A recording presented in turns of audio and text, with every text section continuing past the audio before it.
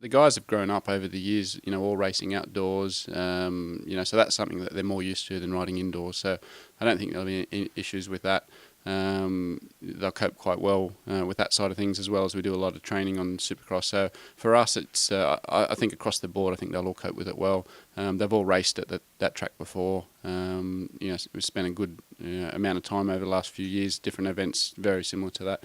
But it's good for us where Rio, the Olympics, which is what our program is all about. It's outdoor Supercross, it's big tracks, which is obviously what Papendal is, as well as the rest of the World Cups for the year are all outdoor and big events. So it's a chance for our guys to sort of get up to speed with that side of things for 2014, and look to sort of move towards the Olympic qualification period in a nice healthy position. I think the biggest thing that was learnt is that Charlotte got first-hand experience to sort of say, she's a high-level performer, and this is a level that when she goes out and delivers 100%, that's where she's going to be banging bars with some of the best in the world. Charlotte did really, really well at Papendal last year when she was ODP, and I think she goes there with a lot better package than last year. She goes there with experience of that sort of track.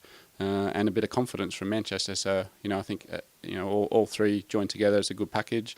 Kyle's, seen this, and it's been building sort of since the end of last year, really, that, his performance has been increasing. And he's, starting to really, mix it up with some of the very best in the world. So, ambitions-wise, I think he just wants to keep delivering what he's capable of. We do focus 100% on the performance, not so much the results. And, if we take care of the performance, then the result will take care of itself.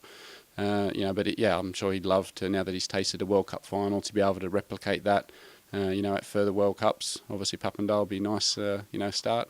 And it's just to, go and deliver 100%, and we'll see where that puts him at the end of the day. The World Cup, the time between Manchester and Papendal is quite short. It's like 3 weeks. So, form's not going to change a lot in 3 weeks. We just needed to sort of spend a few days, rest and recovery after Manchester. Then back into some, bridging training, if you like, and then this week's a nice, good, solid week, and then we sort of, unload a little bit in the last final week prior to Papendal. So I think for all of the riders that, selective form's not going to change a massive amount. If we wanted form to change a lot, in a positive way, we'd have to get back in and do a bit more work. Trey White's not been selected for this event, only primarily just to sort of go in and put another layer on performance. Again, the Olympic qualification doesn't start till Berlin, so, we've got a few weeks up our sleeve for that, or, almost a couple of months, really.